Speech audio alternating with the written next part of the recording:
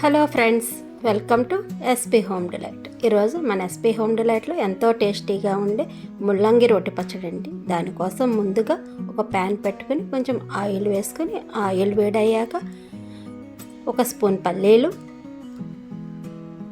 వేయించుకోవాలండి. ఇప్పుడు ఇందులో ఒక స్పూన్ శనగపప్పు, ఒక స్పూన్ మినప్పప్పు,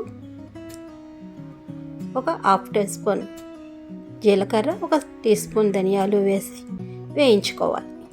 ఇవన్నీ బాగా వేగాలండి. ఇవి బాగా వేగిన తర్వాత వీటిని తీసి చల్లారి పెట్టుకోండి. ఇప్పుడు అదే ప్యాన్లో కొంచెం ఆయిల్ వేసుకొని ఆయిల్ వేడయ్యాక చెక్కు తీసి ముక్కలుగా కట్ చేసుకున్న ముల్లంగి ముక్కలు, అలాగే ఒక బిగ్ సైజ్ ఒక టమాటాని కూడా ముక్కలుగా కట్ చేసుకుని వేసుకోవాలి. ఇందులో కారానికి సరిపడా పచ్చిమిర్చిని కూడా ఇలా ముక్కలుగా వేసుకుని ఒకసారి బాగా కలుపుకొని మగ్గనివ్వాలి. ఇప్పుడు ఇవి త్వరగా మగ్గడం కోసం కొంచెం ఉప్పు అలాగే కొంచెం పసుపు కూడా వేసుకోండి. ఇవి మరీ ఎక్కువగా మగ్గక్కర్లేదండి, కొంచెం ముక్కలు మెత్తబడే వరకు మగ్గించుకుంటే సరిపోతుంది. ఇలా మధ్య మధ్యలో కలుపుకుంటూ మగ్గించుకోండి. మీలో ఎవరైనా ఫస్ట్ టైం నా వీడియో కనుక చూస్తున్నట్లయితే నా ఛానల్ సబ్స్క్రైబ్ చేసుకొని ఆల్ అని యాక్టివేట్ చేస్తే నేను ఏ వీడియో అప్లోడ్ చేస్తే మీకు నోటిఫికేషన్ వస్తుంది. ఇప్పుడు ఇందులో కొంచెం కరివేపాకు అలాగే కొంచెం కొత్తిమీర కూడా వేసుకొని మరొక నిమిషం పాటు ఫ్రై అవనివ్వండి. ఇప్పుడు స్టవ్ ఆఫ్ చేసుకొని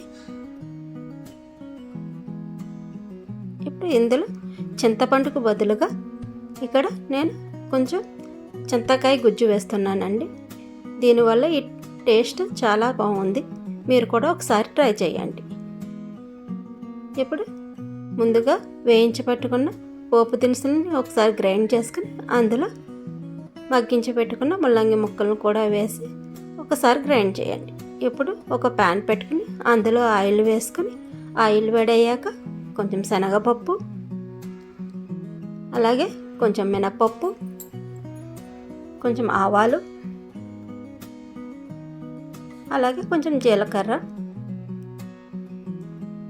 కొంచెం ఎండుమిర్చి, కరివేపాకు కూడా వేసుకొని తాలింపుని బాగా ఫ్రై అవ్వనివ్వండి. ఇప్పుడు తాలింపు బాగా ఫ్రై అయిన తర్వాత ముందుగా గ్రైండ్ చేసి పెట్టుకున్న పచ్చడిని ఒక బౌల్లోకి తీసుకొని ఇప్పుడు ఈ తాలింపును అందులో వేసుకొని బాగా మిక్స్ చేసుకుంటే ఎంతో టేస్టీగా ఉండే ముల్లంగి పచ్చడి రెడీ అయ్యండి. ఇది రైస్ టిఫిన్స్లో కూడా చాలా బాగుంటుంది. ఒకసారి